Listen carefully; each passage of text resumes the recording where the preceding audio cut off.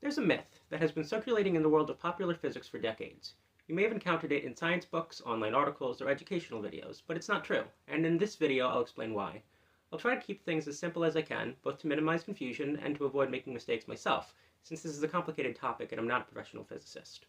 You won't need to know any advanced mathematics for this, but you'll want to have at least a passing acquaintance with the concepts involved. Links to my sources are in the description. Okay, tell me if this sounds familiar. What we think of as empty space isn't really empty.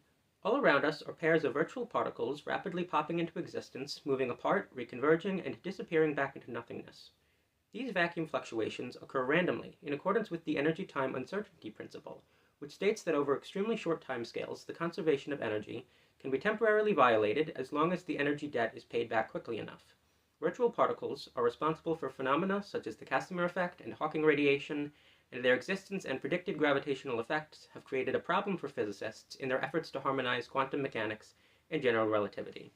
What I just said is false, or at least highly inaccurate.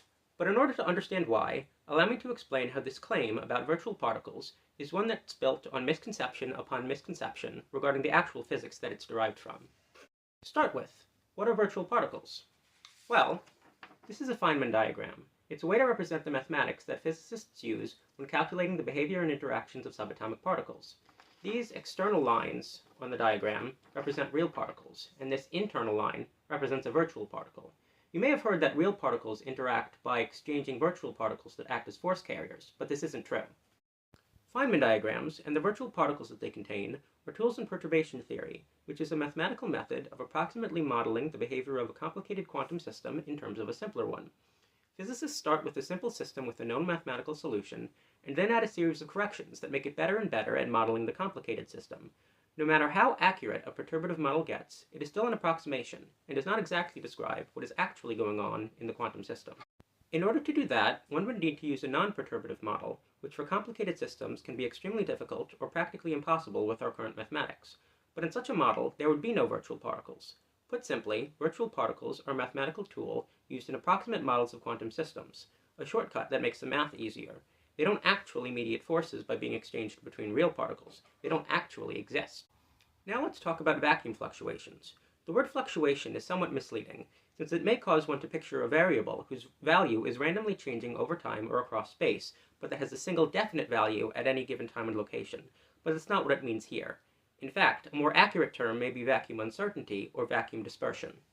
In quantum field theory, space is described as being filled with various fields. An excitation of a field is a fundamental particle. A photon is an excitation of the electromagnetic field. An electron is an excitation of the electron field, etc. Remove all particles from an isolated region of space, and you get a vacuum. But the vacuum isn't really empty, because the fields are still there. Without any particles, each field exists in its ground state, or minimal energy state. One may think that this means a state of zero energy, but that's not quite the case. This is quantum field theory, and in the quantum world, things are rarely so simple. If you're into quantum physics, then you're probably familiar with the uncertainty principle. Introduced by physicist Werner Heisenberg in 1927, it's the idea that there are certain pairs of variables which, for any given quantum object, cannot have their values simultaneously determined with absolute certainty. The most commonly known uncertainty principle is that between a particle's position and momentum, which places an absolute lower limit on the product of the uncertainties regarding each. It should be stressed that this principle is not simply a limitation in our technological ability to observe quantum systems. Rather, uncertainty is an inherent part of these systems that is fundamental to how they work. This is due to the wave-like nature of quantum objects, which has been experimentally demonstrated many times over the past century. Now, what quantum uncertainty actually means depends on one's interpretation of quantum mechanics. According to the Copenhagen interpretation, all of the superposed states of a quantum system are simultaneously real-ish until the system is measured, whatever that means, at which point its wave function collapses into a more definite state. According to the de Broglie-Bohm interpretation, only one of the states is real, although we can never know exactly which one, with the wave function acting as a pilot wave that guides its evolution. According to the many worlds interpretation, all of the states are real both before and after the measurement, and this implies the existence of parallel universes. There are many other interpretations, these being only a few. Whatever its true nature may be, quantum uncertainty is everywhere, and it applies both to particles and to the fields that give rise to them. To help us understand this, let's consider the vacuum state of the electromagnetic field at a given time and location, as described in classical electrodynamics. Without any quantum uncertainty, this is a state of zero energy, in which the value of the field, as described by the vectors of the electric and magnetic fields, is zero and constant over time. So if one introduces a non-accelerating test charge, the field doesn't exert a force on it, and its trajectory doesn't change. Now let's consider the same situation in quantum electrodynamics. What would it mean for the electromagnetic field to occupy a state of zero energy with absolute certainty? Well, it would mean that the value of the field is zero with absolute certainty. But there's an uncertainty relation between the value of a field and its derivative at a given time and location. So for the value of the field to be zero with absolute certainty, there would need to be some uncertainty regarding how the value will change over time. Thus, in the future, there would be some uncertainty regarding what the value is, and the field would no longer occupy a state of zero energy with absolute certainty. But without any photons or charged particles to move energy from place to place, such a change would violate the conservation of energy. Therefore, the original vacuum state is impossible. The uncertainty principle implies that the ground state of the electromagnetic field is really a superposition of states, all of whose values average out to zero. This last part means that the vacuum still has no net effect on a non-accelerating test charge, but what doesn't average out to zero is the gravitational energy that's held by the electromagnetic field. This will be important later. We can generalize this situation to apply to all fields, which brings us to a more accurate description of the vacuum than the mythical one that I presented at the beginning. At any given location, each quantum field is in a superposition of various states, each with its own probability. As an analogy for this, picture a pendulum that is in a superposition of pointing directly down and pointing at various angles to down, each with its own probability. Let me clarify that it's not simply a superposition of a handful of discrete states. It's a continuous distribution, so the more accurate term would be probability density instead of simply probability. And let me stress, that is in a superposition of does not mean is randomly fluctuating between. It means a superposition, something being in multiple states at once. For most fields, the average value, or vacuum expectation value, is zero, corresponding to the average angle of the pendulum being zero. This isn't true for the Higgs field, which has a non-zero vacuum expectation value. Quantum fields exist everywhere, so to complete our analogy, place a pendulum corresponding to each field at every point in space. That's the vacuum. This produces a very different picture from the one you may have been taught. Instead of being chaotic, the vacuum is placid. Complex to be sure, but nevertheless calm. In the words of Dr. Arnold Neumayer at the University of Vienna, the vacuum is isotropic, i.e. uniform, in space and time, and does not change at all. Now I know what some of you may be thinking. How can the vacuum be calm? What about the energy-time uncertainty relation? Don't worry, I got you. The truth is that, like virtual particles and vacuum fluctuations, this relation doesn't mean what you've been told it means. What it really means has actually been a subject of confusion ever since it was introduced. In fact, it appears that there are multiple valid ways to apply the idea of an energy-time uncertainty relation, none of which allow for the conservation of energy to be violated over any timescale. One such application treats it as an expression of the fact that the less uncertainty there is regarding the amount of energy in a quantum system, the longer it likely takes for the system to change to a given degree. Here, delta t isn't an uncertainty regarding what time it is, or a time frame in which energy conservation can be violated. Rather, it's the approximate amount of time that it takes for the expectation value of any of a system's observables to change by one standard deviation. As alluded to before, the expectation value of a variable is its average value in a superposition given all of its component states and their probability densities. An observable is a physical quantity that can be measured, such as position, momentum, or energy, and the standard deviation of a set of values is a way of measuring how much they vary from their average. The more spread out they are, the higher the standard deviation is.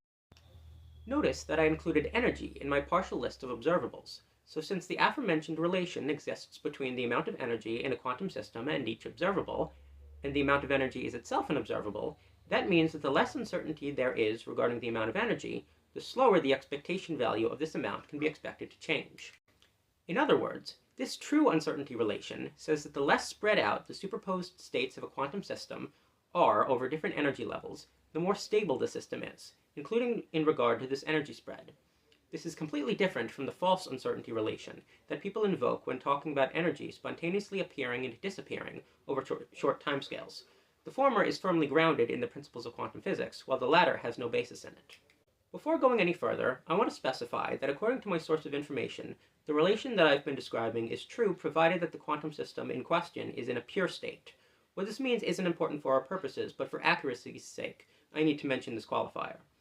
I'm not sure how the relation applies to systems in mixed states, if at all, but again, it's not important.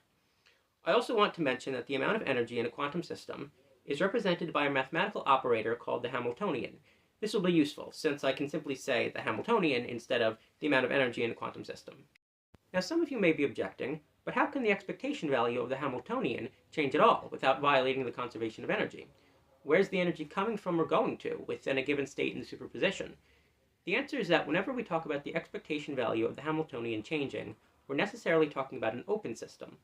If the value goes up, it means that energy is entering the system from somewhere else. If the value goes down, it means that energy is leaving the system and going somewhere else. One can also think of the energy-time uncertainty relation in a more discrete way, as relating the uncertainty in the energy of a quantum system, that is, in the Hamiltonian, and the lifetime of the overall state of the system. The more certain the energy of the system, the longer the state is likely to last. Another application uses it to relate the accuracy of a measurement on the energy of a system and the amount of time taken to perform the measurement. In order to measure the energy more accurately, one must measure it for longer. But this application is controversial, and one could argue just plain wrong. Or one could use the term to describe the relation between the quantity of an energy exchange and the time frame during which it can happen. The higher the amount of energy exchanged between particles, the less time it is likely to take for them to exchange it. So we see that there are several different ways of understanding the energy-time uncertainty relation, and not one of them involves particles rapidly popping into and out of existence and violating the conservation of energy. Okay, let's talk about the Casimir effect. It's this phenomenon where if you suspend two uncharged conductive metal plates very close to each other in a vacuum, you'll find that there's a small force pushing them together. The most popular explanation for this phenomenon involves vacuum fluctuations, with the plates acting as boundaries that limit what fluctuations can exist between them. Think of the fluctuations as standing waves. Only ones of certain wavelengths can fit between the plates, with ones of other wavelengths being impossible. As a result, there are fewer fluctuations between the plates than there are in the space surrounding them, and this creates a kind of pressure that pushes the plates together. This doesn't violate the conservation of energy, because the energy deficit that exists in the vacuum between the plates balances out with the energy of the pushing force. However, there's another explanation for the Casimir effect that doesn't involve vacuum fluctuations, but instead says that it's the result of van der Waals forces between the matter in the two plates. In other words, it's an attraction between the electrons and nuclei in one plate and the nuclei and electrons in the other plate. Now, it's been argued that these two explanations are physically equivalent and therefore equally correct, but it's also been argued, I think convincingly, that the explanation involving vacuum fluctuations is wrong, and the one involving van der Waals forces is the only correct way of understanding the phenomenon. If this is the case, then the Casimir effect does not provide evidence for the existence of vacuum fluctuations, let alone the incorrect description of them as consisting of particles popping into and out of existence. Okay, let's talk about Hawking radiation. It's radiation that is hypothesized to be emitted by black holes and allow them to lose mass. You may ask how this is possible, since nothing can escape from the event horizon of a black hole. Well, one explanation that's commonly given involves, you guessed it, virtual particles. According to this explanation, Hawking radiation forms from pairs of virtual particles that appear just outside of the event horizon. Say that a pair appears, such as two photons or an electron and a positron. The event horizon can act to split the pair apart, with one of the particles falling into the horizon and the other one escaping from the vicinity of the black hole. The particle that falls in can be thought of as having negative energy, while the one that escapes has positive energy. The net result of this is that the black hole loses energy and mass, and this energy and mass is carried away in the form of the escaping particles, which constitute Hawking radiation. Of course, this explanation is wrong. The correct explanation, the one that Stephen Hawking actually used in his mathematical derivation, is a bit more complicated.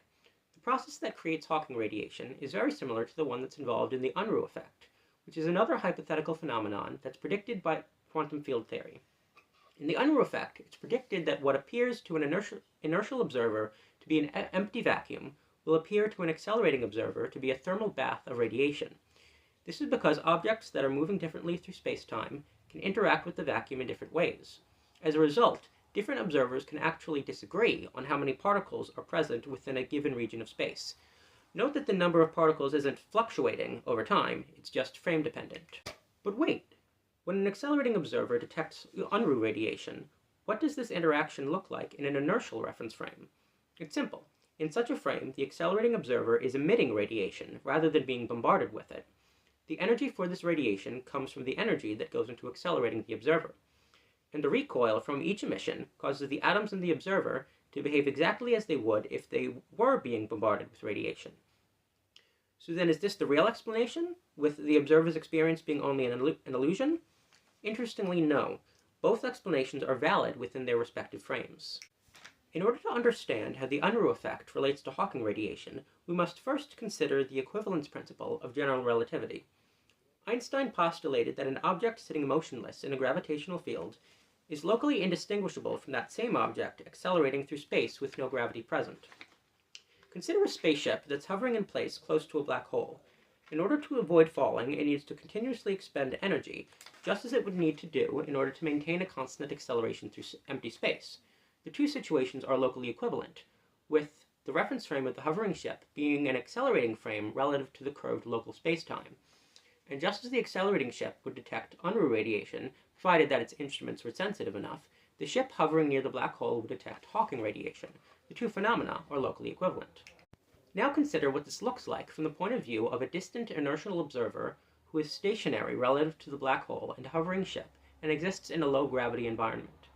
While the hovering ship's reference frame is accelerating relative to the curved local space-time near the black hole, it appears to be an inertial frame to the distant observer in their relatively flat space-time. As a result of this, Hawking radiation that's detectable by the hovering ship is in principle detectable by the distant observer, and the hovering ship doesn't need to exist for this to be the case.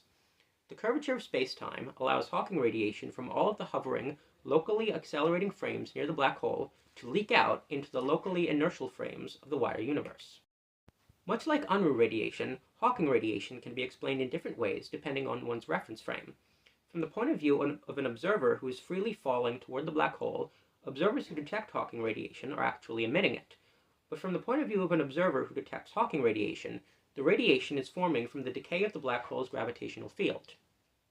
To quote from Dr. Neumayer again, two real particles, such as two photons, or an electron and a positron, are created from the energy in the very strong gravitational field near the horizon of the black hole, from a classical external gravitational field if gravitation is treated classically, or possibly from two gravitons in quantum gravity, not from the vacuum.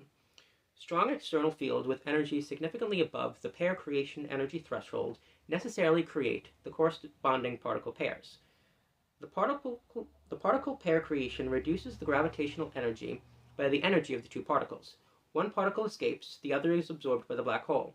The net result, taking the black hole's energy, subtracting two particle energies, and adding one particle energy, is a loss of mass corresponding to the energy of the escaping particle.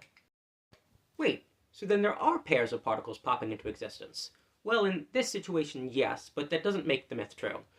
These particles don't come from nothingness, they come from gravity. They aren't the virtual particles of perturbation theory, as those don't actually exist. They aren't the vacuum fluctuating, as the vacuum doesn't fluctuate in a temporal sense. They don't appear because of the energy-time uncertainty relation, and their appearance doesn't violate the conservation of energy. Nevertheless, the concept of Hawking radiation has become all wrapped up in the virtual particle myth, obscuring the actual physics that governs the phenomenon. Hold on, there's something strange about this explanation of Hawking radiation. How exactly does the black hole lose mass? Sure, its gravitational field is losing energy, but how does that change how much energy there is inside the event horizon?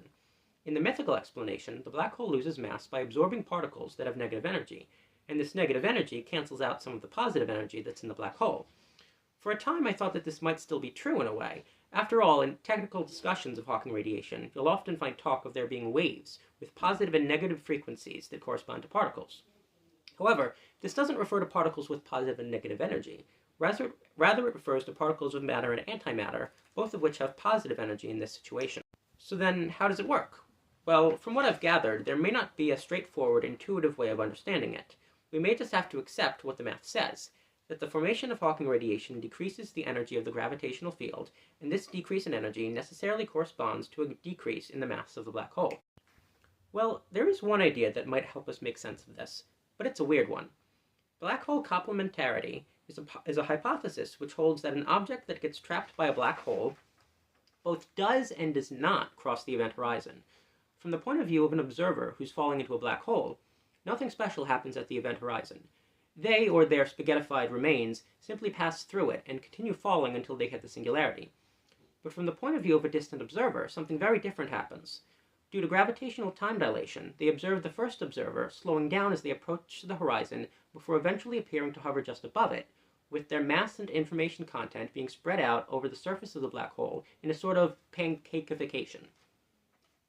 Black hole complementarity says that both perspectives are equally true, with the catch being that a single observer cannot observe both processes happening at once. From the point of view of the falling observer, their mass and information content become trapped inside of the black hole and can never escape.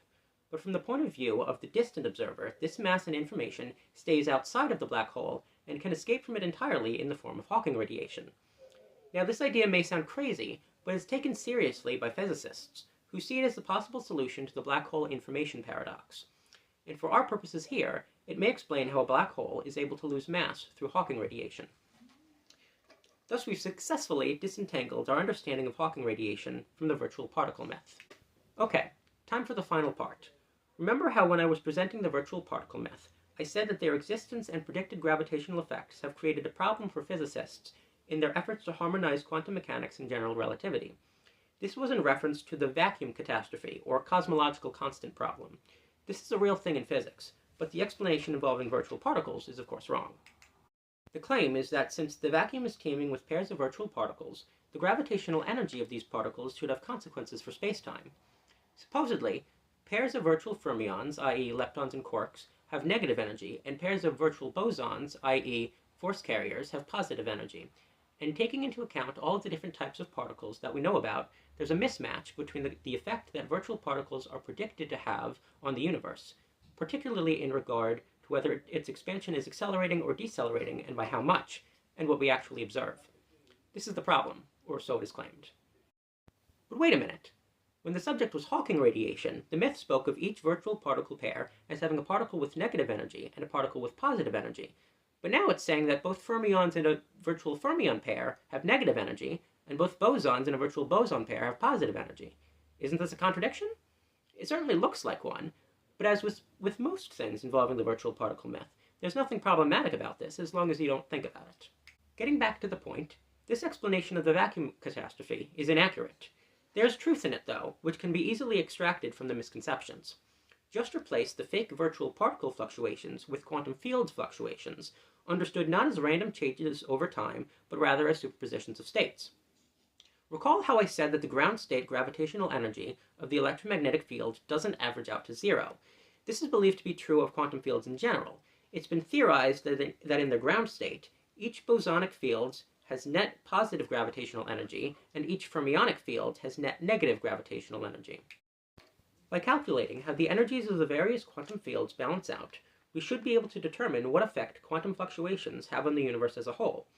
A balance in favor of positive energy should result in an attractive force acting to slow down the expansion of the universe, and a balance in favor of negative energy should result in a repulsive force acting to speed up the expansion of the universe. The calculations have been done, and the result does not agree with what we observe. Sure, theory and observation both point in the same direction. The math says that the balance should be in favor of negative energy, meaning that there should be a repulsive force accelerating the expansion of the universe. And indeed, we observe that its expansion is accelerating, getting faster and faster over time. But the problem is with the magnitudes involved. The acceleration that we observe is much, much smaller than what the math predicts, and we don't know why. Does our theory need modification? Could there be some unknown force counteracting the repulsion? Physicists have yet to agree on a definitive answer. In the meantime, this mismatch has been called the largest discrepancy between theory and experiment in all of science. There have been many proposed explanations for this discrepancy. One partial explanation invokes the idea of supersymmetry, which posits that for each type of fundamental particle in existence, there is a corresponding particle in the other particle class known as its superpartner. For instance, the electron, which is a fermion, would have a bosonic superpartner called the selectron, and the photon, which is a boson, would have a fermionic superpartner called the photon. Each superpartner would have an associated quantum field, whose ground state gravitational energy would act against that of the standard particle's quantum field.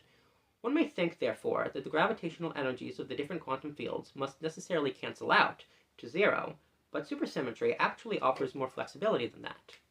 You see, these superpartners may or may not have the same mass as their standard counterparts, depending on whether the theory of supersymmetry in question exhibits perfect or broken supersymmetry. So since the ground state gravitational energy of a quantum field is related to the mass of its associated particle, different supersymmetric theories can give different predictions regarding how these fields affect spacetime. Thus, by crafting the right supersymmetric theory, one could, in principle, develop a model of particles and their associated fields that is consistent with observation. But note that I call this a partial explanation. That's because, as of yet, we don't have a theory of supersymmetry that completely solves the problem. The math just doesn't work out. At best, we can make the predicted force smaller, but not small enough, or shrink it to zero, but we can't fine-tune it in such a way as to make it match the acceleration that we observe. Now, in order to see how the situation with supersymmetry would be presented under the virtual particle myth, just go back and pretend that it's the gravitational energy of virtual particles that needs to be balanced out, rather than that of quantum fields, and reword my explanation accordingly. To clarify, there are a number of theoretical assumptions that go into the calculations involved in this problem. The predicted value of the vacuum's gravitational energy doesn't directly follow from the mathematics of quantum field theory. The problem is that we don't know which of our assumptions may be wrong. If I may opine for a bit, one possibility that I think hasn't been discussed enough is the possibility that quantum field fluctuations are not the source of the cosmological constant. We have reason to believe that they are, but we don't know this for certain. It's possible that they have nothing to do with each other.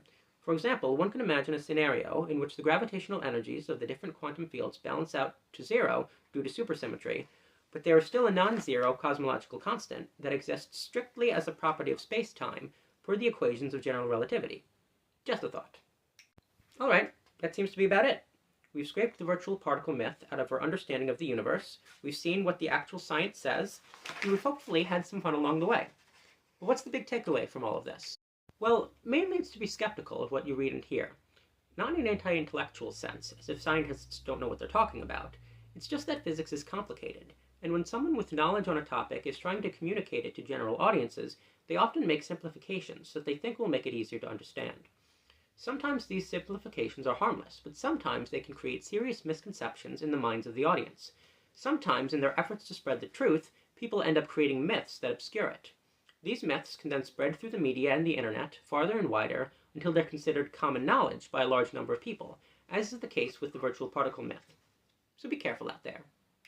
If you care about fighting misinformation in science, then I encourage you to share this information online and with friends and family who might find it interesting.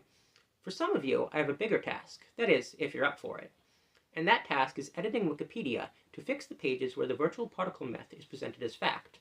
I would do it myself, but I lack the mathematical expertise necessary to explain the real science in more detail than I have done here, which would likely be required in order to make and defend the changes that I'm calling for. Now, I don't want to start an edit war, so I advise you to be very careful in the edits that you make and the justifications that you give. Here's what Dr. Neumeier had to say when discussing the topic on the website Physics Forums. To be successful in the enterprise of someone else, one must of course respect the rules of the enterprise. Reversions are mainly made when these are not respected. Thus, the first thing to do before making the first changes is to read the rules for making good contributions. One must fight them with their own weapons, not against them. If you can argue that all you do is according to their rules and with higher standards than what was there before, you can revert any attempted reversion. It is not easy, but it would be worth doing. It just needs enough time and commitment, good preparation, a perceptive communication style, and a way of writing that accommodates alternative views without compromising correctness. Thus, one needs to make sure that whatever is claimed is justified by an explicit link to a textbook, and whatever is called into question must be done by pointing out the lack of proper sources. Then one can replace it by equivalent but proper text with proper citations, or add qualifying remarks that this is the popular science version. Whenever your text fits the rules significantly better than the previous version of the text, your text will stay or be further improved. Each page also has a talk page associated with it where controversies about the content can be discussed prior to corrections made or after corrections have been reverted. This talk page should also be consulted before changing the main page. Just a heads up that the Wikipedia page on Hawking radiation has already been completely corrected and doesn't make any mention of virtual particles, so you don't have to worry about that one. Also, Dr. Neumeier recommends that the pages most infected with the myth be split into two, with one version of each page covering the correct physics and the other version covering the popular physics account. Anyway, I hope that you enjoyed this discussion of the virtual particle myth. Thank you so much for watching, and remember to stay curious.